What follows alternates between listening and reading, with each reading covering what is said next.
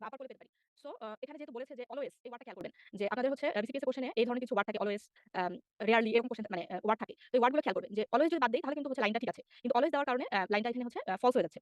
তাহলে এখানে যদি থাকতো যে in a horseshoe kidney the two kidneys are joined at their lower inferior post maximum condition, এটা যদি থাকতো তাহলে ঠিক ছিল মানে লাইনটা। কিন্তু যেহেতু অলওয়েজ বলেছে সেজন্য এটাকে আমরা ফলস দিব। কারণ 10% ক্ষেত্রে আমরা আপার পোলে ফিউশন পেতে পারি। করে পেতে পারি। সো এখানে যেহেতু বলেছে যে অলওয়েজ এই ওয়ার্ডটা খেয়াল করবেন যে আপনাদের হচ্ছে বিসিপিএস এর কোশ্চেনে এই ধরনের কিছু ওয়ার্ড থাকে অলওয়েজ, রেয়ারলি এরকম কোশ্চেন মানে ওয়ার্ড থাকে। তো এই ওয়ার্ডগুলো খেয়াল করবেন যে অলওয়েজ যদি বাদ দেই তাহলে কিন্তু হচ্ছে লাইনটা ঠিক আছে। কিন্তু অলওয়েজ দেওয়ার কারণে লাইনটা এখানে হচ্ছে ফলস হয়ে যাচ্ছে। তাহলে এখানে যদি থাকতো যে in a horseshoe kidney the two kidneys are joined at their lower inferior post maximum condition, এটা যদি থাকতো তাহলে ঠিক ছিল মানে লাইনটা। কিন্তু যেহেতু অলওয়েজ বলেছে সেজন্য এটাকে আমরা ফলস দিব। কারণ 10% ক্ষেত্রে আমরা আপার পোলে ফিউশন পেতে পারি।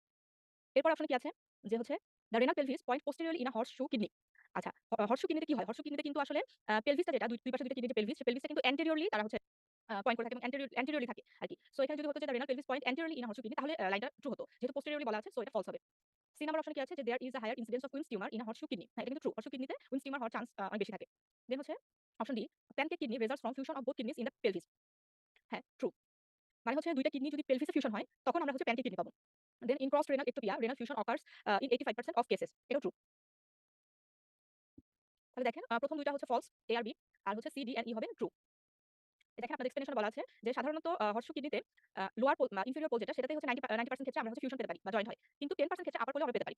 So not always in lower pole, maybe at upper pole also. Then হচ্ছে it is the most common renal fusion anomaly and is more common in male. এই লাইনগুলো একটু খেয়াল রাখবেন। দেখা যাবে যে অপশনের মধ্যে এগুলো দিতে পারে যে আসলে মেলে বেশি কমন না ফিমেলে বেশি কমন। তারপর হচ্ছে যে the renal pelvis point anteriorly. রেনাল পেলভিসটা কিন্তু হর্সশু কিডনিতে অ্যান্টেরিয়রলি পয়েন্টে থাকে। আচ্ছা, তাহলে আমরা হচ্ছে এটা আপনারা দেখে নেবেন এক্সপ্লেনেশনটা একটু। আচ্ছা, এবার হচ্ছে 52 নাম্বার কোশ্চেন। 52 নাম্বার কোশ্চেনটা যেটা এটা হচ্ছে মাইক্রোবায়োলজির একটা কোশ্চেন যে হচ্ছে অ্যারেঞ্জমেন্ট অফ ব্যাকটেরিয়া। দেখেন আমরা কিন্তু হচ্ছে যখন মাইক্রোবায়োলজি পড়েছি আমরা কিন্তু 5th ইয়ারে 4th ইয়ারে থাকতো যখন মাইক্রোবায়োলজি পড়তাম তখন কিন্তু দেখেছি যে হচ্ছে বিভিন্ন ব্যাকটেরিয়ার বিভিন্ন ধরনের শেপ পাওয়া যায়। তো এটার আলোকে এখানে একটা কোশ্চেন দেওয়া আছে। যে প্রথমটা বলেছে যে মেনিঙ্গোকক্কাল যারা তাদের ক্ষেত্রে তাদের শেপটা হচ্ছে কি বলছে যে তাদের অ্যারেঞ্জমেন্টটা পেয়ার এন্ড হচ্ছে লেন্স শেপ এরকম বলা হয়েছে। এটা কিন্তু ট্রু। দেন কি বলা আছে যে হচ্ছে আ ব্যাসিলাস অ্যানথ্রাসিস। ব্যাসিলাস অ্যানথ্রাসিস হচ্ছে ব্যাম্বু স্টিক। কারণ ব্যাসিলাস মানে হচ্ছে দণ্ডাকার মতো দেখতে। তো এটা হচ্ছে ব্যাম্বু স্টিকের মতো দেখতে হয়। সো এটাও ট্রু। দেন অপশন সি তে আছে হচ্ছে ব্রাঞ্চ ফিলামেন্টাস হচ্ছে নোকার্ডিয়ার ক্ষেত্রে বলা আছে। যে নোকার্ডিয়া হচ্ছে ব্রাঞ্চ এন্ড হচ্ছে ফিলামেন্টাস এরকম অ্যারেঞ্জমেন্ট থাকে এই ব্যাকটেরিয়াগুলো। সো এটাও ট্রু। দেন বলা আছে হচ্ছে হেলিকোব্যাক্টার পাইলোরি, এটার কথা বলা আছে কমা শেপ। না, হেলিকোব্যাক্টার পাইলোরি কিন্তু কমা শেপ হয় না। হেলিকোব্যাক্টার পাইলোরি যেটা সেটা হচ্ছে স্পাইরাল শেপ হয়ে থাকে। সো এটা ফলস, ডি নাম্বার ফলস হবে। আর পরাইনি ব্যাকটেরিয়াম ডিপথেরি এটার ক্ষেত্রে বলছে চাইনিজ লেটার অ্যাপিয়ারেন্স, এটা ফলস। সো এখানে দেখেন হচ্ছে আমাদের অ্যান্সার এ, বি, সি হচ্ছে ট্রু, ডি আর ই হবে হচ্ছে ফলস। তাহলে আপনাদের যখন আপনার মাইক্রোবায়োলজি যদিও আপনাদের এখন লাস্ট মোমেন্ট হয়তো বেশি দিন সময় নাই। তারপরেও আপনাদের মকে যে কোশ্চেনগুলো দেওয়া হয়েছে সেই কোশ্চেনগুলার আ আ অনুযায়ী আপনাদের হচ্ছে বইয়ে বা হচ্ছে শীটে যে টপিকগুলো দেওয়া আছে সেগুলো একটু লাস্ট মোমেন্টে দেখে যাওয়ার ট্রাই করবেন। এটা দেখেন বলা আছে Helicobacter pylori is a gram negative a microaerophilic bacterium colonizing the gastric mucosa. Normally this bacterium has a spiral shape. যে স্পাইরাল শেপ হয়ে থাকে, নট কমা শেপ। আচ্ছা, এরপরে এই টপিকটা কিন্তু অনেক ইম্পোর্টেন্ট একটা কোশ্চেন। মানে প্যারানিওপ্লাস্টিক সিনড্রোম। এখান থেকে দেখা যায় যে আসেই কখনো না কখনো মানে প্যাথোলজি থেকে যে কোশ্চেনটা আসে যে কয়টা কোশ্চেন আসে তার মধ্যে দেখা যায় প্যারানিওপ্লাস্টিক সিনড্রোম থেকে কোশ্চেন থাকেই বলা যায়। তাহলে কি বলেছে প্যারানিওপ্লাস্টিক সিনড্রোম সম্পর্কে এখানে ৫ টা লাইন বলা আছে। এখন আমাদেরকে দেখতে হবে যে কথাগুলো বলা আছে এগুলো কি সঠিক না ভুল। এখন দেখেন প্রথমে বলেছে যে প্যারানিওপ্লাস্টিক সিনড্রোম মিমিক মেটাস্ট্যাসিস। হ্যাঁ, এটা কিন্তু ট্রু। দেন হচ্ছে hypercalcaemia is the most common paraneoplastic syndrome. হ্যাঁ, এটাও ট্রু। দেন হচ্ছে ক্যান কজ ফ্যাটাল কন্ডিশন। হ্যাঁ, ট্রু। প্যারানিওপ্লাস্টিক সিনড্রোম থেকে পরবর্তীতে কিন্তু ফ্যাটাল কন্ডিশন মানে হতে পারে। দেন হচ্ছে earliest manifestation of focal disease. True. ইতে আছে consequence of cancer in body. হ্যাঁ, এটাও ট্রু। তাহলে প্যারানিওপ্লাস্টিক সিনড্রোম সম্পর্কে যে ৫ টা লাইন বলা আছে ৫ টা লাইনই এখানে ট্রু হবে। যে এক্সপ্লেনেশনে দেখেন বলা আছে paraneoplastic syndrome occurs in cancer patients and can not be readily explained by spread of cancer. এটা মিমিক করে মেটাস্ট্যাসিস। মানে দেখে মনে হবে এই সিনড্রোম দেখে মনে হবে যে অনেকটা মেটাস্ট্যাসিসের মতোই। It represent earliest manifestation of occurred neoplasm. The most common paraneoplastic syndrome আর হাইপারক্যালসেমিয়া, কুশিং সিনড্রোম। এই যে এক্সাম্পল গুলো একটু খেয়াল রাখবেন যে সবথেকে কমন কোনগুলো হাইপারক্যালসেমিয়া। দেন হচ্ছে Cushing syndrome, non bacterial thrombotic endocarditis, sometimes it cause fatal conditions. আচ্ছা। এরপরের কোশ্চেনে আসি। যে বলেছে following are self regressing malignancy. মানে নিচে কিছু ম্যালিগন্যান্সি নাম দেওয়া আছে, বলা হচ্ছে আমাদেরকে খুঁজে বের করতে হবে এগুলোর মধ্যে কোনগুলো নিজে রিগ্রেস করতে পারে। এরকম ম্যালিগন্যান্সি কোনগুলো? একটা হচ্ছে অপশন কি আছে neuroblastoma, malignant melanoma, adenocarcinoma of the lung, renal cell carcinoma, ameloblastoma. তাহলে দেখেন এগুলোর মধ্যে সেলফ রিগ্রেসিং কোনটা? একটা হচ্ছে নিউরোব্লাস্টোমা, দেন হচ্ছে ম্যালিগন্যান্ট মেলানোমা আর হচ্ছে রেনাল সেল কার্সিনোমা। এই তিনটা হচ্ছে সেলফ রিগ্রেসিং। আর সি আর ই নাম্বার কিন্তু ফলস। এটা কিন্তু সেলফ রিগ্রেসিং না। এই যে আরো কিছু এখানে আপনাদের বলা আছে যে এমব্রায়োনাল এন্ড হচ্ছে breast cancer, renal adenocarcinoma, neuroblastoma, melanoma and sarcoma or carcinoma of the urinary bladder. এগুলো হচ্ছে সেলফ রিগ্রেসিং ম্যালিগন্যান্সি। এরপরে আপনাদের ইমিউনোলজি থেকে একটা কোশ্চেন দেওয়া আছে দেখেন। যে বলেছে সেল মেডিয়েটেড ইমিউনিটি কম্পোনেন্টস আর। মানে আমরা তো জানি যে ইমিউনিটির মধ্যে দুই ধরনের ছিল, cell mediated immunity, humour immunity. তো এই এক্সাম্পল গুলো আপনাদের খেয়াল রাখতে হবে। কোনগুলো সেল মেডিয়েটেড এর মধ্যে পড়ে, কোনগুলো হিউমারাল এর মধ্যে পড়ে। তাহলে সেল মেডিয়েটেড যেহেতু অবশ্যই সেখানে সেল চলে আসবে। তাহলে দেখেন এখানে কি কি আছে? যে cytotoxic T cell, cell mediated cytotoxic T cell, then হচ্ছে আর কি কি আছে সেল মেডিয়েটেড প্লাজমা সেল কিন্তু না। তারপর হচ্ছে ম্যাক্রোফেজ, ম্যাক্রোফেজ হচ্ছে একটা সেল মেডিয়েটেড ইমিউনিটি দেয়। দেন হচ্ছে ন্যাচারাল কিলার সেল, এটাও সেল মেডিয়েটেড ইমিউনিটি দেয়। প্লাটিলেট কি করে? প্লাটিলেট ফলস হবে। তাহলে এখানে কিন্তু প্লাজমা সেল আর প্লাটিলেট এই দুইটা হচ্ছে humoral immunity component, not cell mediated immunity. তাহলে সেল মেডিয়েটেড ইমিউনিটি কম্পোনেন্ট এখানে হবে সাইটোটক্সিক টি সেল, ম্যাক্রোফেজ আর হচ্ছে ন্যাচারাল কিলার সেল। এই তিনটা। আর প্লাজমা সেল আর হচ্ছে প্লাটিলেট এই দুইটা হচ্ছে আপনাদের হিউমারাল ইমিউনিটির মধ্যে পড়ে। আচ্ছা, এরপর আরো একটা ইম্পোর্টেন্ট টপিক, সেটা হচ্ছে মাল্টিপল মাইলোমা। দেখেন মাল্টিপল মাইলোমা সম্পর্কে কি বলা আছে? যে আমরা তো জানি যে মাল্টিপল মাইলোমা জিনিসটা আসলে কি? মাল্টিপল মাইলোমা হচ্ছে আসলে প্লাজমা সেলের এক ধরনের ম্যালিগন্যান্ট প্রলিফারেশন। তো প্রথমে ওই ডেফিনিশনটা দেওয়া আছে। সো এ হচ্ছে ট্রু হবে। দেন বলা আছে যে skeletal radiographs are more sensitive than radionuclide bone scans in detecting body lesion. হ্যাঁ, ট্রু। এটাও ট্রু হবে। মানে বলা হচ্ছে যে মাল্টিপল মাইলোমা আপনি রেডিওনিউক্লাইড বোন স্ক্যানের থেকে স্কেলিটাল রেডিওগ্রাফ দিয়ে ভালোভাবে ডিটেক্ট করতে পারবেন আরকি। তাহলে এটা ট্রু। দেন আছে হচ্ছে সি তে বলা আছে যে স্ক্লেরোটিক লেশন প্রেজেন্ট ইন বোন। না, মাল্টিপল মাইলোমাতে কিন্তু লাইটিক লেশন পাওয়া যায়, not sclerotic lesion. So C number false হবে। দেন বলেছে হচ্ছে হাইপোক্যালসেমিয়া। না, মাল্টিপল মাইলোমাতে হবে হাইপারক্যালসেমিয়া। কারণ আমরা দেখছি যে হচ্ছে আমরা এখানে আগের অপশনে বললাম যে লাইটিক লেশন হয় বনে। তাহলে বনে যদি লাইটিক লেশন হয় তাহলে বন থেকে খুলে আসতেছে বোন। খুলে সেখান থেকে ক্যালসিয়াম এসে ব্লাডে চলে যাচ্ছে। তাহলে তো আমরা হাইপারক্যালসেমিয়া পাবো, নট হাইপোক্যালসেমিয়া। দেন বলছে হচ্ছে ইতে বনি ইনভলভমেন্ট টিপিক্যালি স্পেয়ারস ম্যান্ডিবল। না, এটা ফলস। ম্যান্ডিবল কিন্তু স্পেয়ার করে না। ম্যান্ডিবলকেও ধরে আরকি। তাহলে এখানে মাল্টিপল মাইলোমা সম্পর্কে এ আর বি এই দুটো পয়েন্ট ট্রু হবে। বাকি তিনটা পয়েন্ট ফলস। আচ্ছা, এই যে দেখেন এখানে বলা আছে যে multiple myeloma is the prototype of malignant monoclonal gammopathies. আর মোস্ট কমন স্কেলেটাল সাইট গুলো হচ্ছে pelvis, skull, spine, ribs, femoral আর হচ্ছে humeral shaft. The classic radiographic presentation of multiple myeloma is lytic skeletal lesion, not sclerotic. এটা কিন্তু lytic lesson পাই আমরা। যার কারণে আমরা হাইপারক্যালসিমিয়া পাই। আচ্ছা, এরপরে একটা হচ্ছে এটা একদম মুখস্থ করে মনে রাখার মতো আরকি একটা কোশ্চেন, অটোসোমাল রিসেসিভ ডিসঅর্ডার কি? আপনাদের দেখবেন যে জেনেটিক্সে autosomal recessive, autosomal dominant disorder, তারপরে X linked recessive, X linked dominant এরকম হচ্ছে চার্ট করা আছে।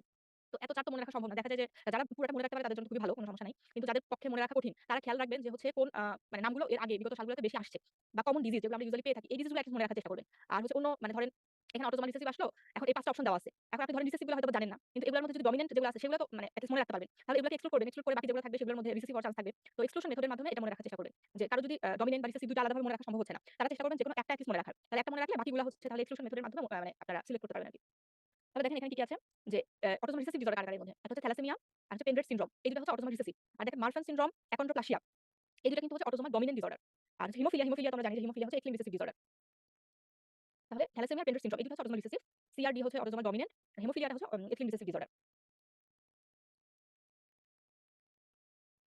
আচ্ছা, এরপরে আছে হচ্ছে সার্ভাইকাল কার্সিনোমা ইজ মেটাস্টাসাইজড টু। মানে বলছে যে আমাদের সার্ভাইকাল কার্সিনোমা হলে সেটা কোন জায়গাতে মেটাস্টাসিস হয় সাধারণত? অপশন দেওয়া আছে কি কি? লাংস, বোন, লিভার, ব্রেইন, প্যানক্রিয়াস। এখন এগুলোর মধ্যে কোনটাতে কোথায় মেটাস্টাসিস হওয়ার চান্স বেশি থাকে? এর মধ্যে হচ্ছে লাং, বোন আর হচ্ছে লিভার। এই ৩ টা অর্গানে কিন্তু মেটাস্টাসিস হওয়ার চান্স মানে মেটাস্টাসিস হয় ইউজুয়ালি। ব্রেইন এবং প্যানক্রিয়াসে সেভাবে আমরা পাই না। তাহলে অ্যান্সার হবে এ, বি, সি ট্রু, বাকি দুটো ফলস। আচ্ছা, আমরা হচ্ছে যে সার্ভাইকাল ক্যান্সারের ক্ষেত্রে ফিগো ক্লাসিফিকেশন করছি না আমরা। ফিগো ক্লাসিফিকেশনটা কিন্তু বা স্টেজিংটা যেটা সেটা কিন্তু আপনাদের খেয়াল রাখতে হবে। আর এখানে যেরকম দিছে কোথায় মেটাস্টাসিস হইছে, অন্য কোশ্চেন আবার আসতে পারে এরকম যে হচ্ছে একটা সিনারিও দিয়ে দিল, ওই সিনারিও দেখে আপনাকে এখন বুঝতে হবে যে পেশেন্টটা কোন স্টেজে আছে। সো আপনাকে ৪ টা যে স্টেজ আছে ফিগো স্টেজিং এ, সেই ৪ টা স্টেজ একটু খেয়াল রাখতে হবে। আর মেটাস্টাসিস হয়ে গেলে তো সেটা হচ্ছে স্টেজ 4 এর মধ্যে বা অ্যাডভান্স স্টেজের মধ্যে পড়ে যাবে। আচ্ছা, এরপরের কোশ্চেনটা যেটা সেটাতে বলা আছে যে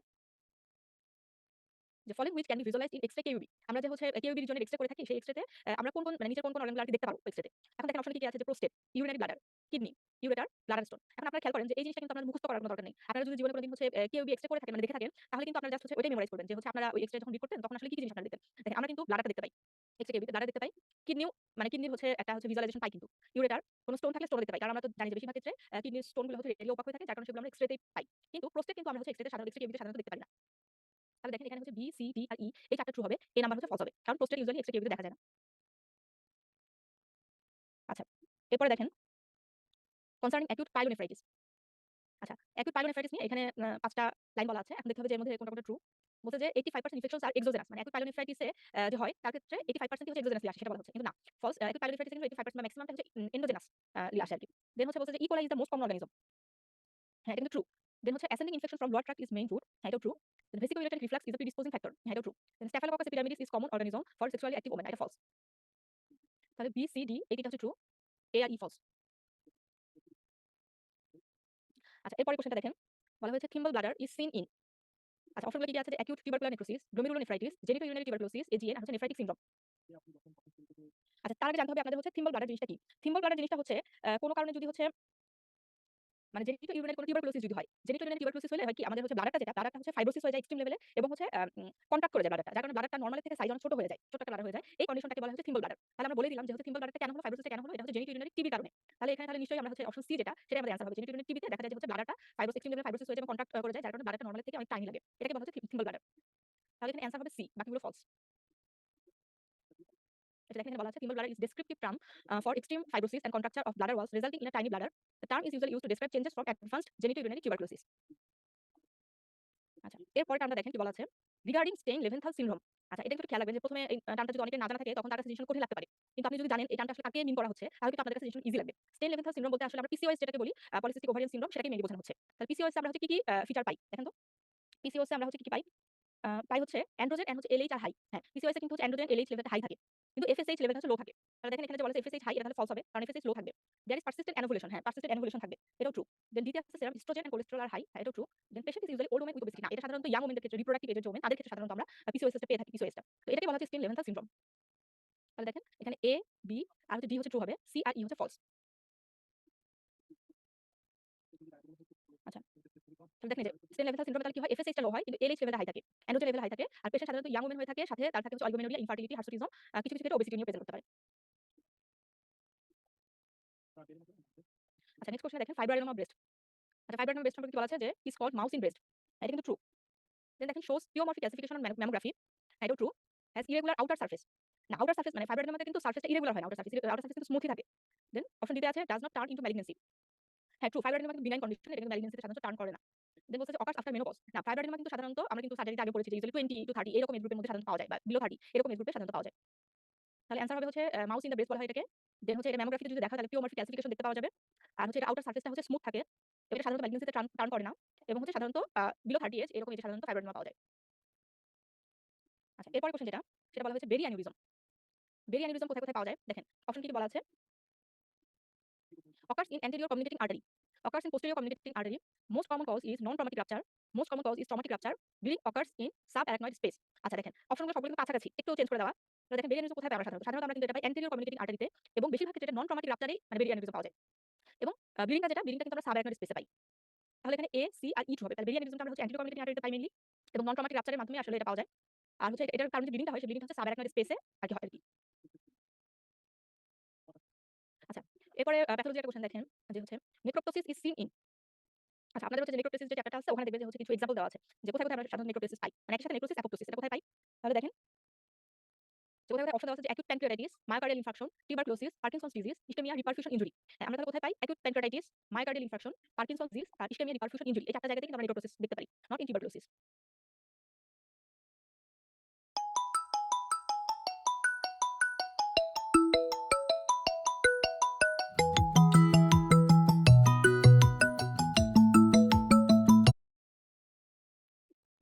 তো দেখেন এখানে আরো কিছু দেওয়া আছে যে নেক্রোপ্টোসিস কোথায়, কোথায় পাওয়া যায়। যে acute pancreatitis, myocardial infarction, Parkinson's disease, ischaemia, reperfusion injury, cytomegalovirus দ্বারা যদি ইনফেকশন সেক্ষেত্রেও পাবো। আর হচ্ছে ক্রনস ডিজিজের ক্ষেত্রেও পাওয়া যায়। আচ্ছা, এরপরের কোয়েশ্চেনে দেখেন regarding vitamin A which one is correct. আচ্ছা, দেখেন বলছে যে ভিটামিন এ এর জন্য নিচের কোনগুলো সঠিক? প্রথমে এতে বলা আছে এটা একটা অ্যান্টিঅক্সিডেন্ট। এটা ট্রু। দেন অপশন বিতে আছে ডেফিসিয়েন্সি কজেস নাইট ব্লাইন্ডনেস। এটা ট্রু। ওয়াটার সলুবল না, ভিটামিন এ কিন্তু হচ্ছে ফ্যাট সলুবল ভিটামিন। সো এটা ফলস। দেন ডিতে আছে হচ্ছে হেল্পস ইন রিপ্রোডাকশন। হ্যাঁ, এটা ট্রু। রিপ্রোডাকশন হেল্প করে। টিতে বলা আছে causes recurrent respiratory tract infection in children. না, এটা ফলস। ভিটামিন এ এর ডেফিসিয়েন্সি যদি হয় সেক্ষেত্রে রেসপিরেটরি ট্র্যাক্ট ইনফেকশন পাবো। কিন্তু ভিটামিন এ কিন্তু এটা করবে না। বরং ভিটামিন এটা থেকে প্রোটেকশন দিবে। তাহলে এখানে হচ্ছে এ, বি আর হচ্ছে ডি হচ্ছে ট্রু, বাকি দুটো ফলস। তাহলে দেখেন এখানে কিছু ফাংশন দেওয়া আছে ভিটামিন এ এর। এগুলোকে আপনারা দেখে নেবেন। আচ্ছা, এবার আসেন হচ্ছে 67 নাম্বার কোশ্চেনে which are pre-formed mediator of acute inflammation। এই কোশ্চেনটা কিন্তু ইম্পোর্টেন্ট একটা কোশ্চেন। যে acute inflammation pre-formed mediators গুলো কারা, কারা? মানে ইনফ্লামেশনের আগে হচ্ছে রেডি হয়ে থাকে এরকম টাইপের mediators। কারা, কারা অপশন দেখেন কি আছে? Prostaglandin, histamine, leukotrienes, serotonin, lysosomal enzymes. তাহলে অ্যান্সার হবে হচ্ছে হিস্টামিন, সেরোটোনিন আর হচ্ছে লাইসোসোমাল এনজাইমস। এই তিনটা হচ্ছে আমাদের pre-formed mediator in case of acute inflammation। আর প্রোস্টাগ্ল্যান্ডিন আর লিউকোট্রাইনের কথা যেটা বলা আছে এটা হচ্ছে অ্যারাকিডোনিক অ্যাসিড মেটাবলাইটস। আচ্ছা, এরপরে দেখবেন যে আপনাদের হচ্ছে মাইক্রোবায়োলজিতে হচ্ছে কিছু ভাইরাসের নাম আছে যেগুলো দ্বারা হচ্ছে বিভিন্ন ধরনের ডিজিজ হয়ে থাকে এরকম লেখা আছে দেখবেন আপনাদের বই। তো এটা একটু খেয়াল রাখবেন। বিশেষ করে ইম্পোর্টেন্ট ভাইরাস, ইম্পোর্টেন্ট ব্যাকটেরিয়া গুলো যেগুলো তাদের দ্বারা কি, কি ক্লিনিক্যাল প্যাথোলজি হচ্ছে এগুলো একটু খেয়াল রাখবেন বা হচ্ছে আলাদা করে একটু মনে রাখার চেষ্টা করবেন। তাহলে দেখেন এপস্টেইন ভাইরাস দ্বারা কি, কি জিনিস হয়? এপস্টেইন ভাইরাস দ্বারা হয় হচ্ছে nasopharyngeal carcinoma, glandular fever, common cold কিন্তু হয় না। দেন হচ্ছে বার্কিস লিম্ফোমা, হটকিন লিম্ফোমা। তাহলে অ্যান্সার হবে এ, বি, ডি আর ই ট্রু। আর হচ্ছে সি নাম্বার ফলস। তাহলে কমন কোল্ড এটা সাধারণত এপস্টেইন ভাইরাস দ্বারা হয় না ওইভাবে। নরমালি হচ্ছে বাকিগুলো যেগুলো বললাম nasopharyngeal carcinoma, glandular fever, Burkitt's lymphoma আর হচ্ছে হটকিন লিম্ফোমা, এই চারটা। আচ্ছা, এরপরে যে কোশ্চেনটা আছে সেটা বলেছে যে অব্লিগেট ইন্ট্রাসেলুলার অর্গানিজম কি, কি? আচ্ছা, এরকম কিন্তু আরো বেশ কিছু নাম আছে যে অব্লিগেট প্যারাসাইট কারা, অব্লিগেট ইন্ট্রাসেলুলার অর্গানিজম কারা, এগুলো একটু খেয়াল রাখতে হবে। তাহলে অব্লিগেট ইন্ট্রাসেলুলার কারা, কারা আছে? প্রথমে বলা আছে অপশনে মাইক্রোব্যাকটেরিয়াম টিউবারকুলোসিস। মাইক্রোব্যাকটেরিয়াম টিউবারকুলোসিস কিন্তু হচ্ছে facultative intracellular organism, not obligate intracellular. এরপর কি আছে? Chlamydia, Rickettsia. হ্যাঁ, ক্ল্যামাইডিয়া আর রিকেটশিয়া এগুলো কিন্তু হচ্ছে obligate intracellular organism. Brucella, Yersinia না, এগুলো হবে না। তাহলে হচ্ছে ক্ল্যামাইডিয়া, রিকেটশিয়া এগুলো হচ্ছে অব্লিগেট ইন্ট্রাসেলুলার অর্গানিজম। আর মাইক্রোব্যাকটেরিয়াম টিউবারকুলোসিস হচ্ছে ফ্যাকাল্টেটিভ ইন্ট্রাসেলুলার অর্গানিজম। এখানে আরো কিছু আছে যে ক্ল্যামাইডিয়া, রিকেটশিয়া তো বললাম অপশনে ছিল। এছাড়া ভাইরাস, মাইক্রোস্পোরিডিয়াম, হিস্টোপ্লাজমা ক্যাপসুলেটাম এগুলো হচ্ছে অব্লিগেট ইন্ট্রাসেলুলার অর্গানিজম। আচ্ছা, এরপর কি বলা আছে? বলেছে যে which parasitic disease is known to causing radiological calcification। আচ্ছা, আমাদের যে প্যারাসাইটের দ্বারা যে বিভিন্ন ডিজিজ হয়, এই প্যারাসাইট গুলোর মধ্যে কিছু, কিছু প্যারাসাইটের কারণে যে ডিজিজ হয় সেগুলোতে রেডিওলজিক্যাল ক্যালসিফিকেশন পাওয়া যায়। তো এরকম কন্ডিশন গুলো কি, কি সেটা চেয়েছে। তো তার আগে আমরা একটু দেখে নেই যে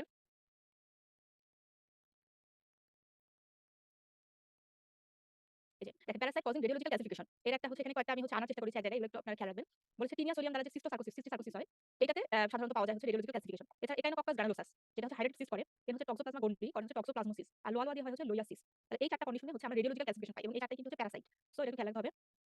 তাহলে দেখেন আপনাদের যে অপশনগুলো থাকবে, অপশনগুলোর মধ্যে প্রথমে আপনাদের খুঁজে বের করতে হবে প্যারাসাইট কোনগুলো। যেহেতু আপনাদের কোশ্চেনটা করা হয়েছে প্যারাসাইটিক ডিজিজ যেগুলো হচ্ছে রেডিওলজিক্যাল ক্লাসিফিকেশন করে। তাহলে প্রথমে আপনাদের আগে খুঁজে বের করতে হবে এগুলোর মধ্যে কোনগুলো দেন আপনাদের খুঁজে বের করতে হবে এই প্যারাসাইটগুলোর মধ্যে কারা রেডিওলজিক্যাল ক্লাসিফিকেশন করে। তাহলে দেখেন আমরা অলরেডি দেখে আসলাম যে হাইড্রেট সিস্ট ছিল, দেন হচ্ছে সিস্টিসার্কোসিস এটাও ছিল। ট্রাইপ্যানোসোমিয়াসিস কিন্তু আমরা দেখিনি। ম্যালেরিয়াও ছিল না। টক্সোপ্লাজমোসিস কিন্তু আমরা দেখেছি। সো এখানে অ্যানসার হবে হচ্ছে এ, বি আর ই। এই তিনটাতে হচ্ছে আমরা মানে প্যারাসাইটিক ডিজিজ হয় এই তিনটা কন্ডিশনে এবং হচ্ছে এগুলোতে আমরা রেডিওলজিক্যাল ক্লাসিফিকেশন পাই। তাহলে সি আর ডি হচ্ছে ফলস। এটা একটু খেয়াল রাখবেন আপনারা রেডিওলজিক্যাল ক্লাসিফিকেশন কিসে পাওয়া যায়, কোন কোন প্যারাসাইটিক কন্ডিশন। এরপরে দেখেন, এরপরে বলেছে হচ্ছে dystrophic classification is associated with. আচ্ছা ডিস্ট্রফিক ক্লাসিফিকেশন তো আমরা যে প্যাথোলজিক্যাল ক্লাসিফিকেশন দুই ধরনের পড়েছিলাম। Dystrophic classification, metastatic classification. এখন ডিস্ট্রফিক ক্লাসিফিকেশনটা সাধারণত কোন ক্ষেত্রে পাওয়া যায়? যে নেক্রোসিস হয়ে গেছে, ডেড হয়ে গেছে এই কন্ডিশনে এরকম জায়গাগুলোতে যদি বেশি বেশি ক্যালসিয়াম ডিপোজিটেড হয় তখন সেই জায়গাটাতে আমরা বলি যে এটা ডিস্ট্রফিক ক্লাসিফিকেশন। তাহলে কোন কোন কন্ডিশনে আমরা ডিস্ট্রফিক ক্লাসিফিকেশন পাবো? নেক্রোসিস বা ডেড কোনো কিছু এরকম কিছু লেখা যদি থাকে তাহলে আমরা তো বুঝে নিব এটা হচ্ছে ডিস্ট্রফিক ক্লাসিফিকেশন। এখন এগুলো ছাড়াও যে বাকি যেগুলো হচ্ছে নাম শুনে মানে বোঝা যায় না যেগুলো ডিস্ট্রফিক হতে পারে কি হতে পারে না সেগুলো একটু আলাদা করে মনে রাখার চেষ্টা করবেন। যেমন এগুলোর মধ্যে বলা আছে অপশনে কি কি আছে? হাইড্রেটিক cyst, papillary carcinoma of the thyroid, parathyroid adenoma, caseous necrosis আর হচ্ছে সার্কোইডোসিস। তাহলে এগুলোর মধ্যে হাইড্রেটিক সিস্ট এটাকে আমরা ডিস্ট্রফিক ক্লাসিফিকেশন পাই। Papillary carcinoma of the thyroid হ্যাঁ এটাতেও পাই, এটা ট্রু।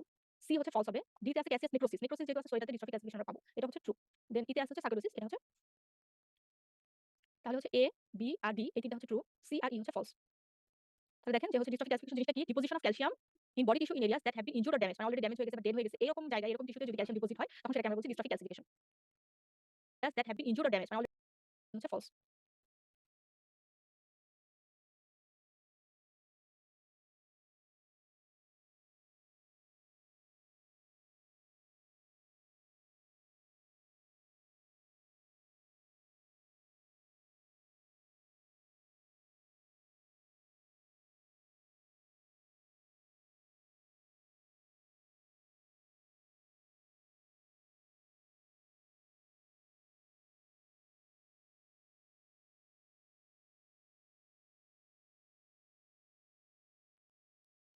তাহলে হচ্ছে এ,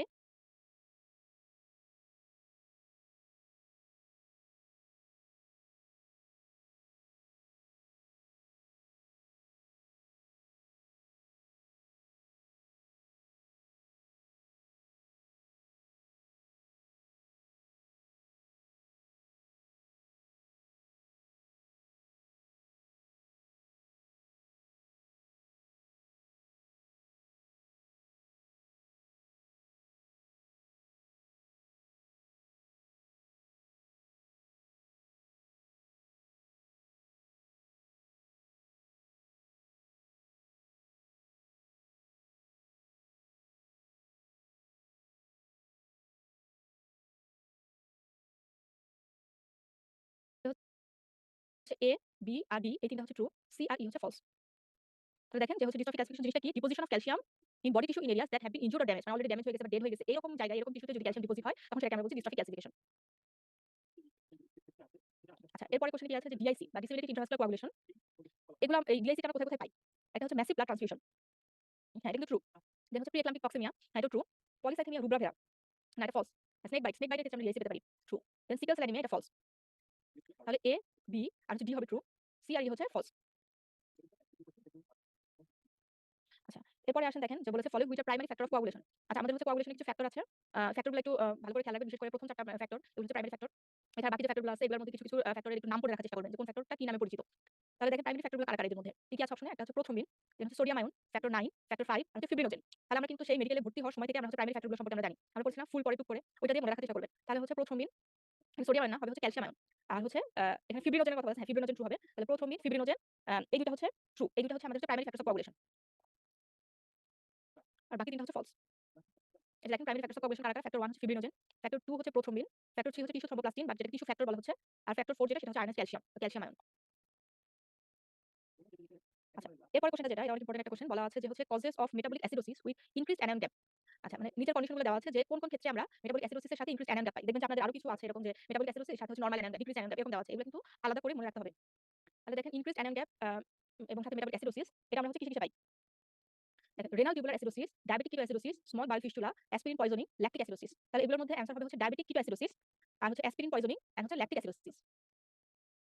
এই ৩ টাতে আমরা হচ্ছে মেটাবলিক অ্যাসিডোসিসের সাথে ইনক্রিজড অ্যানিয়ন গ্যাপ পাই। আর বাকি যে ২টা থাকলো রেনাল টিউবুলার অ্যাসিডোসিস আর হচ্ছে small bowel fistula এগুলোতেও metabolic acidosis থাকে কিন্তু সাথে নরমাল অ্যানিয়ন গ্যাপ থাকে। তাহলে এই ওয়ার্ডটা খেয়াল রাখবেন যে এখানে কি ধরনের অ্যানিয়ন গ্যাপের কথা বলা হয়েছে। ইনক্রিজ, ডিক্রিজ না হচ্ছে নরমাল অ্যানিয়ন গ্যাপ। এরপরে হচ্ছে মেডিয়েটরস রেসপন্সিবল ফর ভ্যাসোডাইলেশন। আচ্ছা আপনাদের জেনারেল প্যাথোলজিতে এই যে ভ্যাসোডাইলেশন বা কোন মেডিয়েটর কি ফাংশন প্লে করে এগুলোর একটা চার্ট দেওয়া আছে। এই চার্টটা কিন্তু অনেক ইম্পোর্টেন্ট। তাহলে এই কোশ্চেনে চেয়েছে যে কোন মেডিয়েটরস গুলো ভ্যাসোডাইলেশন করে। অপশনে দেখেন কি আছে histamine, tissue necrosis factor, prostaglandins, C5a আর হচ্ছে লিউকোট্রাইন C4। এখন এগুলোর মধ্যে দেখেন হচ্ছে হিস্টামিন আর হচ্ছে প্রোস্টাগ্ল্যান্ডিন। এই দুটো হচ্ছে আমাদের হচ্ছে ভ্যাসোডাইলেশনের জন্য দায়ী মেডিয়েটর। বাকিগুলো কিন্তু নয়। তাহলে হচ্ছে অ্যানসার হবে হচ্ছে A আর হচ্ছে C। বাকি ৩টা B, D আর E এই ৩টা হচ্ছে ফলস। তো দেখেন যে আপনাদের এরকম একটা হচ্ছে চার্ট দেওয়া আছে যে হচ্ছে কোন মেডিয়েটরস গুলো কি কাজ করে। ভ্যাসোডাইলেশন করে কারা, কারা? Histamine, prostaglandin. তারপরে যে ভাস্কুলার পারমিয়াবিলিটি বাড়ায় কারা, কারা? Histamine, serotonin, C3a 5a। এছাড়া লিউকোট্রাইন C4 D4 E4। এটা হচ্ছে কেমোট্যাক্সিস তারপর হচ্ছে লিউকোসাইট রিক্রুটমেন্ট এন্ড অ্যাক্টিভেশন করে কারা, কারা? এখানে হচ্ছে দেওয়া আছে tissue necrosis factor interleukin 1, chemokines C3a C5a, leukotriene B4। আর ফিভারের জন্য দায়ী কারা, কারা? Interleukin 1, tumour necrosis factor, then হচ্ছে প্রোস্টাগ্ল্যান্ডিনস। পেইনের জন্য দায়ী মেডিয়েটরস হচ্ছে প্রোস্টাগ্ল্যান্ডিনস, ব্র্যাডিকাইনিন, সাবস্টেন্স P। আর টিস্যু ড্যামেজ করে কারা, কারা? এর মধ্যে আছে হচ্ছে lysosomal enzymes of leukocytes, reactive oxygen species. তাহলে এর মধ্যে সবগুলোই তো মনে রাখতে হবে, কোনটাই আসলে বাদ দেওয়ার মতো না, যেকোনোটাই চলে আসতে পারে। তারপরে ভ্যাসোডাইলেশন করে কারা, ইনক্রিজ ভাস্কুলার পারমিয়াবিলিটি করে কারা, কেমোট্যাক্সিস এবং হচ্ছে পেইন এর জন্য দায়ী কোন মেডিয়েটর গুলো এগুলো একটু বেশি ইম্পোর্টেন্ট।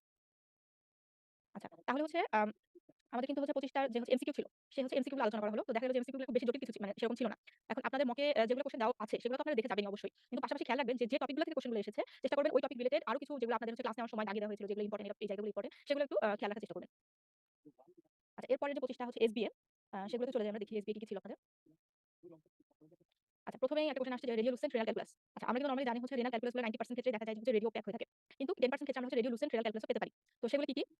এটা একটু খেয়াল রাখতে হবে। কারণ আপনারা মানে দেখবেন যে হচ্ছে কমন যেগুলো আমরা পাই, কমন এক্সাম্পল সেগুলো কিন্তু মানে আমাদের মোটামুটি মনেই থাকে। কিন্তু যেটা এক্সেপশনাল সেটা একটু মাথায় রাখবেন। কারণ দেখা যায় যে কোশ্চেনে ওগুলাই চলে আসে। তাহলে আমরা জানি যে হচ্ছে রেডিওলুসেন্ট রেনাল ক্যালকুলাস গুলোর মধ্যে আছে হচ্ছে uric acid, urate calculus, xanthine calculus. তাহলে এখানে দেখেন অপশনে কি কি আছে? Xanthine calculus, calcium oxalate, calcium phosphate, cystine calculus আর হচ্ছে ম্যাগনেসিয়াম ফসফেট। তাহলে আমি বললাম অলরেডি যে হচ্ছে ইউরিক অ্যাসিড, ইউরেট ক্যালকুলাস আর হচ্ছে জ্যানথিন ক্যালকুলাস এগুলো সাধারণত রেডিওলুসেন্ট হয়ে থাকে। তাহলে যেহেতু অপশন এ তে আছে এটাই একটাই, সো এখানে হচ্ছে অ্যানসার হবে এ। তাহলে দেখেন 60% of renal stones are radiopaque. Radiolucent renal stone গুলোর মধ্যে আছে হচ্ছে uric acid, urate calculus, xanthine calculus. আচ্ছা এরপরের কোশ্চেনটাতে কি বলা আছে? এরপরের কোশ্চেনে বলেছে যে which of the following procedure provide image of the urethra.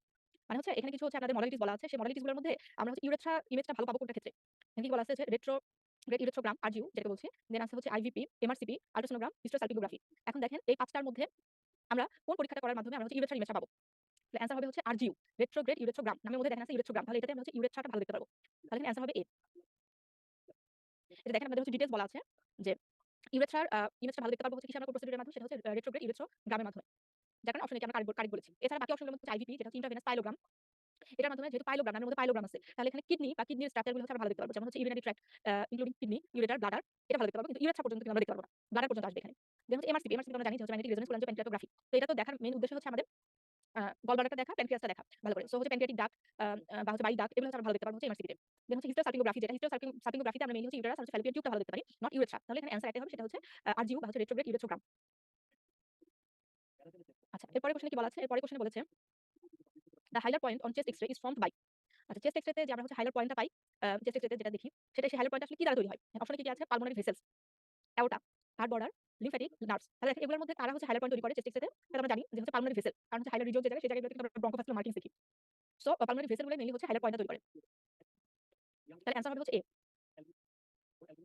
এই যে দেখেন যে hilar point on chest radiograph is formed by the outer margins of the superior pulmonary veins and either the interlobar pulmonary artery. তার মানে কি pulmonary vessels গুলো কিন্তু হচ্ছে হাইলার পয়েন্টটা যেটা সেটা তৈরি করছে হচ্ছে রাইটের দিকে। আর হচ্ছে লেফট যে পোরশনটা সেখানে হচ্ছে ডিসেন্ডিং পালমোনারি আর্টারি। তাহলে এখানে ভেসেল চলে আসছে। সো পালমোনারি ভেসেলটাই মেইনলি হচ্ছে আমাদের হাইলার পয়েন্ট তৈরি করছে চেস্ট এক্স-রে। আর বলা আছে যে left hilar point is usually 1 to 2 centimetre higher than the right.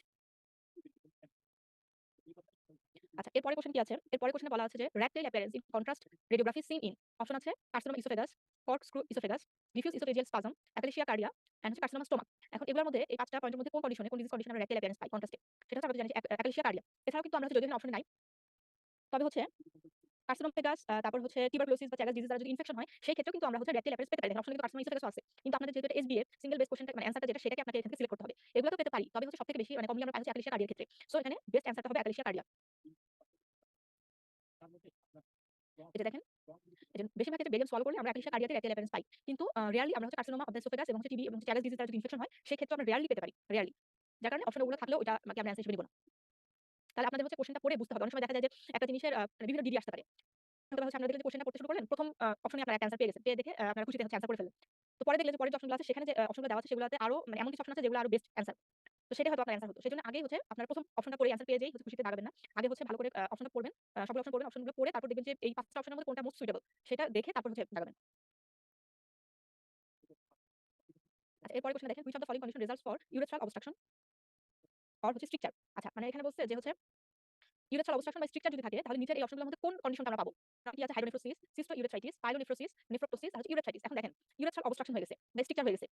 তো তাহলে হচ্ছে কি আপনার হচ্ছে ইউরিন হচ্ছে পাস করতে পারতেছে না। ইউরেথ্রাতে পাস করতে পারতেছে না। এক জায়গায় অবস্ট্রাকশন ব্লক হয়ে গেছে। তাহলে কি হবে? আপনার হচ্ছে ইউরেটারের মধ্যে তারপর হচ্ছে কিডনির মধ্যে হচ্ছে ইউরিন জমা হতে থাকবে। আর ইউরিন জমা হয়ে গেলে তখন ওই কন্ডিশনটাকে কি বলবে? ওখানে যদি ডাইলেটেশন হয়ে যায় কিডনির মধ্যে তখন সেটাকে আমরা বলি হচ্ছে হাইড্রোনেফ্রোসিস। তাহলে হচ্ছে ইউরেথ্রাল অবস্ট্রাকশন বা স্ট্রিকচার যদি হয় সেক্ষেত্রে আমরা যে কন্ডিশনটা পাবো সেটা হচ্ছে হাইড্রোনেফ্রোসিস হয়ে যাবে পেশেন্টের। তাহলে এখানে অ্যান্সার হবে হচ্ছে এ। এই যে দেখেন hydronephrosis is usually caused by blockage in the urinary tract or something disrupting the normal working of the urinary। তাহলে ইউরিনারি ট্র্যাক্টে যেদিক দিয়ে আপনার হচ্ছে ইউরিনটা পাস করবে এর পাথওয়েটা যেদিক দিয়ে সেই জায়গার রাস্তায় কোথাও যদি ব্লকেজ থাকে তাহলে মেইন যেখান থেকে ইউরিনটা আসতেছে সেই জায়গাতে হচ্ছে ওটা মানে পাস করতে পারতেছে না, ওই জায়গায় জমা হতে থাকবে। জমা হতে ওই জায়গায় কি হবে? ডাইলেটেশন হয়ে যাবে। পিসি সিস্টেমে ডাইলেশন হয়ে যাবে। ডাইলেশন হয়ে গেলে তখন কন্ডিশনটাকে আমরা বলি হচ্ছে হাইড্রোনেফ্রোসিস। আচ্ছা এর পরের কোশ্চেন দেখেন বলা আছে যে which condition shows air under both the diaphragm. আচ্ছা তাহলে দেখেন এরপরের ছবিটা আমরা দেখাই একটু। এই যে দেখেন নরমালি কিন্তু চেস্ট এক্স-রেতে আমরা হচ্ছে লেফট সাইডে হচ্ছে ডায়াফ্রামের নিচে একটা হচ্ছে গ্যাসের একটা শ্যাডো পাই যেটাকে আমরা হচ্ছে ফান্ডিং গ্যাস বলি। কিন্তু রাইট সাইডে ডায়াফ্রামের নিচে কিন্তু নরমালি কোনো গ্যাস থাকার কথা না। কিন্তু আপনারা হচ্ছে চেস্ট এক্স-রে দেখলেন যে হচ্ছে দুই পাশে আপনারা গ্যাস শ্যাডো পাচ্ছেন। তাহলে সেটা কোন কন্ডিশন হতে পারে? নরমালি হচ্ছে যদি হচ্ছে কোনো হলো ভিসকাসের পারফোরেশন হয়, পারফোরেশন হলে সেক্ষেত্রে আমরা হচ্ছে রাইট ডোম অফ দ্য ডায়াফ্রামের নিচেও হচ্ছে গ্যাস শ্যাডো পেতে পারি। তাহলে দেখেন এখানে এটা জানতে চেয়েছে যে হচ্ছে বোথ ডায়াফ্রামের নিচে এয়ার পাওয়া যাবে কোন কন্ডিশনে? এখানে অপশন কি আছে? Perforated Meckel's diverticulum, uterine rupture following illegal abortion, liver abscess, renal cell carcinoma and হচ্ছে হেপাটাইটিস। এখন আমি বলে দিলাম যে হচ্ছে যদি কোনো পারফোরেশনের ফিচার থাকে পেশেন্টের, কোনো হলো ভিসকাসের পারফোরেশন হয়েছে সেই কন্ডিশনে আমরা হচ্ছে বোথ ডোম অফ ডায়াফ্রামের নিচে হচ্ছে গ্যাস শ্যাডো পাই। তাহলে এখানে যে অপশন আছে পারফোরেটেড মিকোস ডাইভার্টিকুলাম, সো এটাই হবে হচ্ছে আমাদের অ্যান্সার। এক্ষেত্রে আমরা হচ্ছে বোথ ডোম অফ ডায়াফ্রামের নিচে গ্যাস শ্যাডো পাবো। এই যে the most common cause of gas under diaphragm is hollow viscous perforation। আচ্ছা এরপরের কোশ্চেনটা দেখেন বলা আছে যে subarachnoid haemorrhage means haemorrhage in all the following structure except. আচ্ছা এটা একটু আমাদের খেয়াল রাখতে হবে যে সাবঅ্যারাকনয়েড হেমোরেজ হলে আমাদের হচ্ছে এই ব্লিডিংটা আসলে কোন জায়গায় পাওয়া যায়। নরমালি হচ্ছে আমাদের ব্রেনে যে সিস্টার্ন গুলো আছে এই সিস্টার্ন গুলোতে যে এই ব্লাড গুলো জমা হয়। এখন কোন সিস্টার্নে হচ্ছে আমরা আ সাবঅ্যারাকনয়েড হেমোরেজ গুলো মানে কালেকশনটা জমা হয় কোথায়? আমরা কিন্তু পাই হচ্ছে বেসাল সিস্টার্নে পাই। দেন হচ্ছে সেরেব্রাল যে সালসাই গুলো থাকে সেই সালসার মধ্যে হচ্ছে কিন্তু ব্লাড চলে যায়। দেন বলা আছে ব্রেন প্যারেনকাইমা না, ব্রেন প্যারেনকাইমাতে কিন্তু হচ্ছে ব্লাড গুলো জমা হয় না। দেন হচ্ছে সিলভিয়ান ফিশার এবং সিলভিয়ান ফিশার বরাবর যে হচ্ছে আমরা সিলভিয়ান সিস্টার্ন পাই সেখানেও কিন্তু হচ্ছে সাবঅ্যারাকনয়েড হেমোরেজে কালেকশনটা জমা হয়। কিন্তু ইন্টার হেমিস্ফেরিক ফিশার মানে হচ্ছে আমাদের ব্রেনে যে সকল ফিশার গুলো আছে সিস্টার্ন গুলো আছে সেখানে যে হেমোরেজ গুলো জমা হয়। তাহলে বেসাল সিস্টার্নে পাবো, সেরেব্রাল সালসাই পাবো, সিলভিয়ান ফিশার বা সিলভিয়ান সিস্টার্নে পাবো আর হচ্ছে ইন্টার হেমিস্ফেরিক ফিশারে পাবো। কিন্তু এটা হচ্ছে ব্রেন প্যারেনকাইমাতে কিন্তু জমা হবে না। আমাদের ওটা চাইছে যে নিচের কোনগুলাতে হচ্ছে মানে সাবঅ্যারাকনয়েড হেমোরেজ আমরা মানে নরমালি পেয়ে থাকি সেটা বাদে যে অপশন সেটা আমাদেরকে বের করতে হবে। তাহলে এ, বি, ডি, ই এগুলাতে হচ্ছে সাবঅ্যারাকনয়েড হেমোরেজ এখানে হেমোরেজ গুলো জমা হয়ে থাকে এক্সেপ্ট হচ্ছে ব্রেন প্যারেনকাইমা। তাহলে অ্যান্সার হবে হচ্ছে সি। এই যে দেখেন subarachnoid haemorrhage is most common cause uh by burst blood vessels in the brain. Rupture brain aneurysm মানে ব্রেনে কোনো অ্যানিউরিজম সেটা রাপচার হয়ে গেলে তখন হচ্ছে সাবঅ্যারাকনয়েড হেমোরেজ হয়। এবং এই যে হেমোরেজের যে কালেকশনটা সেটা জমা হয়ে থাকে বিভিন্ন সিস্টার্ন গুলোতে। যেমন হচ্ছে সিলভিয়ান সিস্টার্ন বা সিলভিয়ান ফিশার, তারপরে হচ্ছে বেসাল সিস্টার্ন, দেন হচ্ছে সেরেব্রাল সালসাই বিভিন্ন সালসাই গুলোতে, দেন হচ্ছে ইন্টার হেমিস্ফেরিক ফিশার এগুলোতে হচ্ছে কালেকশন গুলো জমা থাকে। সো তাহলে হচ্ছে এই বাকি ৪ টা হচ্ছে আসলে হেমোরেজটা পাই না কোথায় সেটা হচ্ছে ব্রেন প্যারেনকাইমা। সো অ্যান্সার হবে সি। আচ্ছা এর পরের কোশ্চেনটা দেখেন।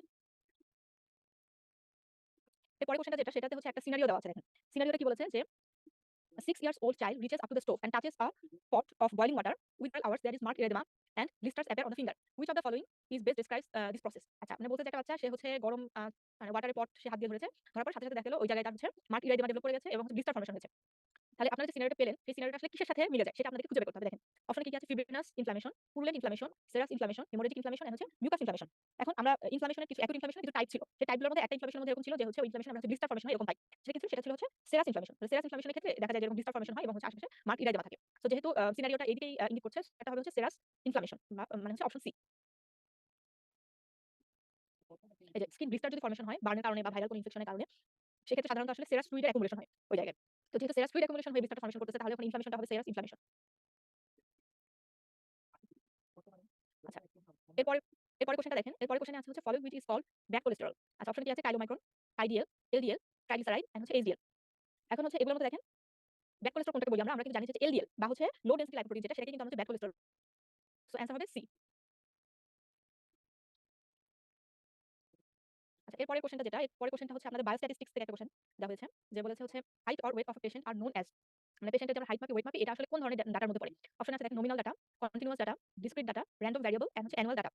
এখন এখানে দেখেন হাইট ওয়েটের ক্ষেত্রে আমরা কিভাবে মাপি? হাইট ওয়েট কিন্তু হচ্ছে আমরা হচ্ছে মাপার সময় দশমিক ইউজ মানে ব্যবহার করি আরকি। যেমন কারো হাইট যদি বলি হচ্ছে আম যদি বলি ধরেন হচ্ছে 6 ফিট বা হচ্ছে 5 ফিট 4 ইঞ্চি এভাবে যদি বলি, আমরা কিন্তু মানে কন্টিনিউয়াসলি বলতেছি। মানে এমন না যে কারো 1 ফিট, কারো 2 ফিট, কারো 3 ফিট এরকম কিন্তু যে 1 ফিটের পরে 2 ফিটের মাঝখানে কিন্তু দশমিক দিয়ে আমরা আরো কিছু মানে সংখ্যা দশমিকের পরে কিছু সংখ্যা ইন্ডিকেট করি। ওইটার ক্ষেত্রেও তাই। যে কারো ওয়েট কিন্তু এভাবে বলি না যে 52 কেজিতে 53 কেজি এরকমই মানে একটা নাম্বার হবে।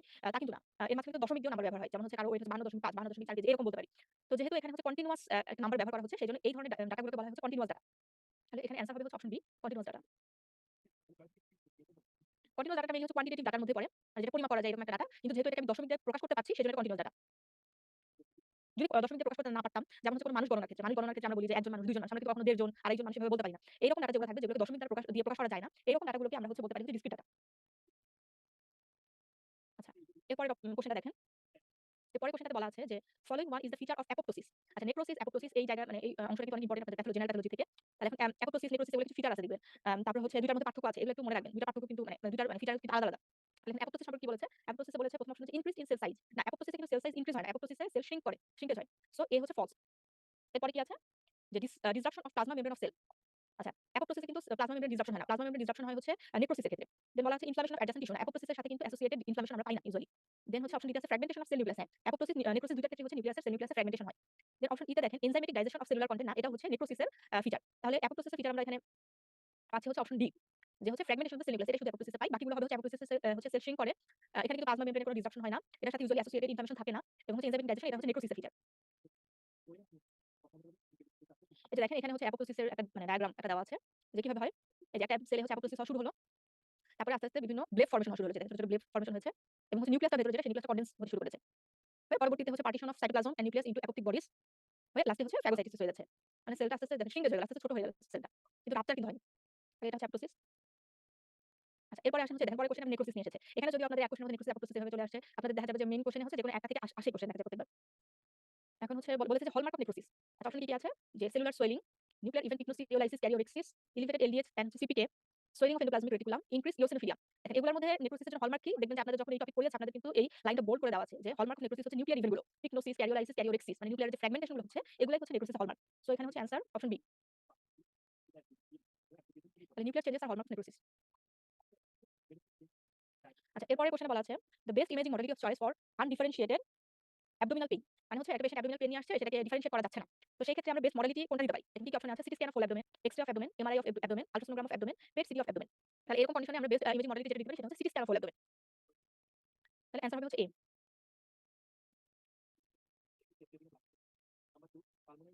যেখানে দেখেন বলা আছে যে হচ্ছে CT scan therefore be considered the primary technique for the diagnosis of acute abdominal pain except in patients clinically suspected of having acute cholecystitis.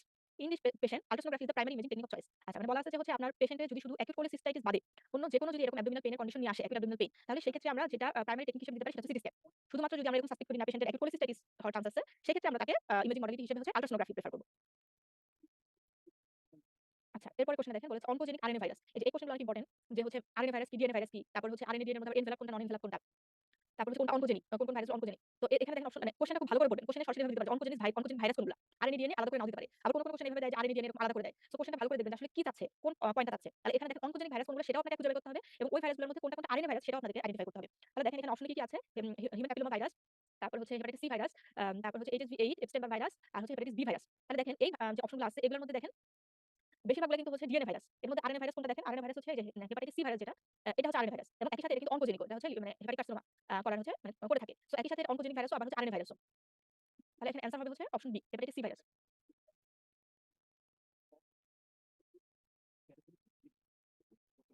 তাহলে দেখেন বাকি যে ভাইরাসগুলোর নাম দেওয়া হয়েছে হেপাটাইটিস বি ভাইরাস, তারপর হচ্ছে আ আ এইচএসভি 8 তারপর Epstein virus, human hepatitis B virus এগুলো কিন্তু অনকোজেনিক ভাইরাস এগুলো কিন্তু অনকোজেনিক ভাইরাস কিন্তু এগুলো হচ্ছে ডিএনএ ভাইরাস।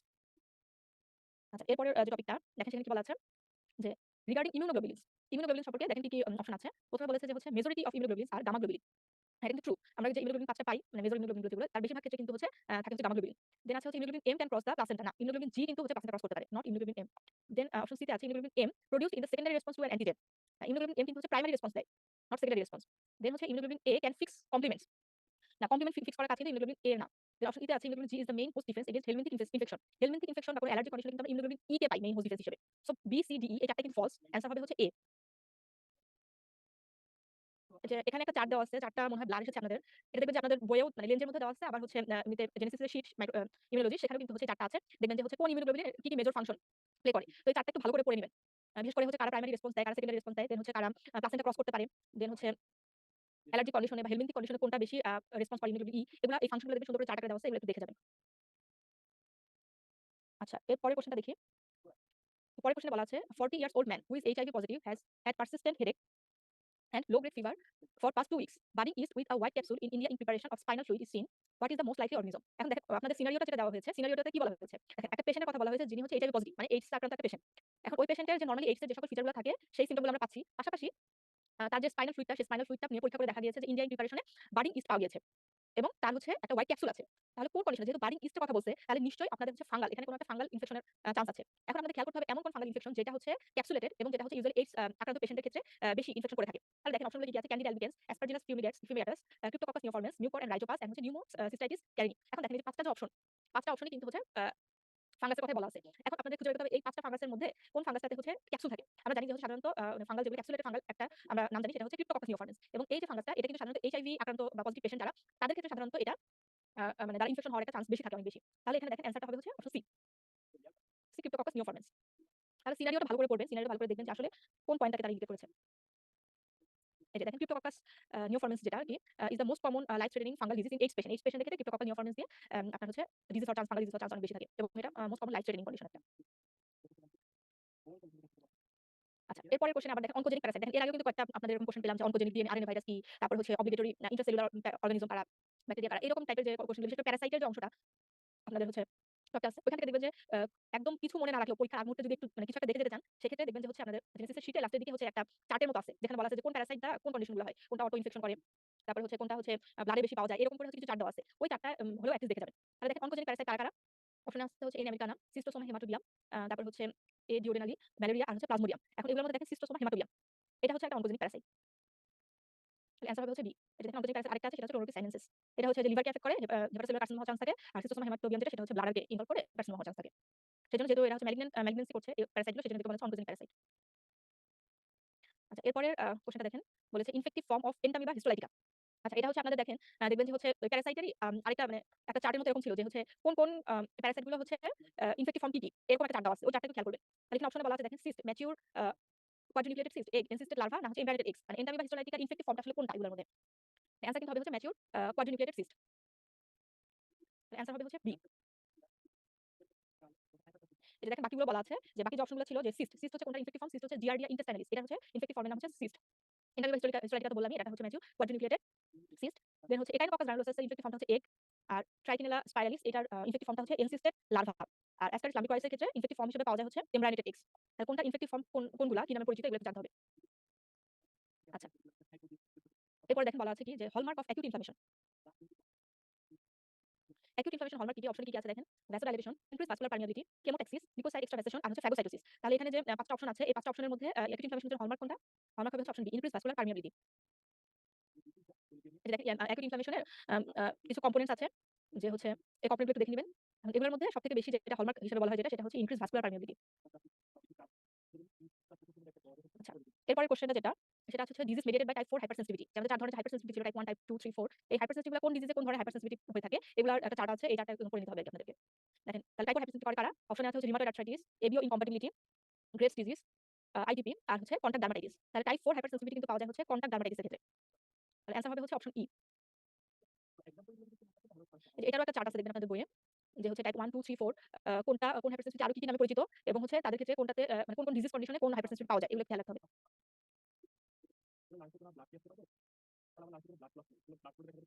এখন দেখেন হচ্ছে metastatic calcification does not occur in. আচ্ছা, এর আগে আমরা একটা দেখলাম ডিস্ট্রফিক ক্যালসিফিকেশন, আরেকটা অপশন দেখছিলাম যার একটা হচ্ছে মেটাস্ট্যাটিক ক্যালসিফিকেশন। তাহলে দেখেন এই অপশন মানে আপনাদের দেখেন যে ডিস্ট্রফিক ক্যালসিফিকেশন, মেটাস্ট্যাটিক ক্যালসিফিকেশন কোনটার সাইট কোথায় কোথায় কোথায় হয়ে থাকে ইউজুয়ালি এরকম কিছু বলা আছে। তো এগুলো একটু পড়ে নিবেন। তো মেটাস্ট্যাটিক ক্যালসিফিকেশন কোথায় কোথায় মানে এই অপশনগুলোর মধ্যে কোন ক্ষেত্রে হয় না এটা আপনাদের খুঁজে বের করতে হবে। তাহলে তার আগে আপনাদের জানতে হবে যে মেটাস্ট্যাটিক ক্যালসিফিকেশন হয় কোথায় কোথায়। আমরা জানি যে মেটাস্ট্যাটিক ক্যালসিফিকেশন হয় হচ্ছে কিডনিতে, তারপর হচ্ছে গ্যাস্ট্রিক মিউকোসাতেও পাই, লাঙে পাই, পালমোনারি ভেইনেও পাই। আর সি তে বলা আছে wall of the inferior vena কেভা। না, মেটাস্ট্যাটিক ক্যালসিফিকেশন সাধারণত সিস্টেমিক যে হচ্ছে আমাদের আর্টারিজ গুলো আছে, সিস্টেমিক আর্টারিতে পাওয়া যায়। আর ইনফেরিয়র ভেনা কেভা তো হচ্ছে আর্টারি না, এটা তো ভেনাস মানে ভেইন। তো এখানে সি টা হচ্ছে হবে না। আর বাকিগুলো কিডনি, গ্যাস্ট্রিক মিউকোসা, লাং আর হচ্ছে পালমোনারি ভেইন, এই চারটা কন্ডিশনে বা চারটা সাইটে আমরা হচ্ছে মেটাস্ট্যাটিক ক্যালসিফিকেশন পাই।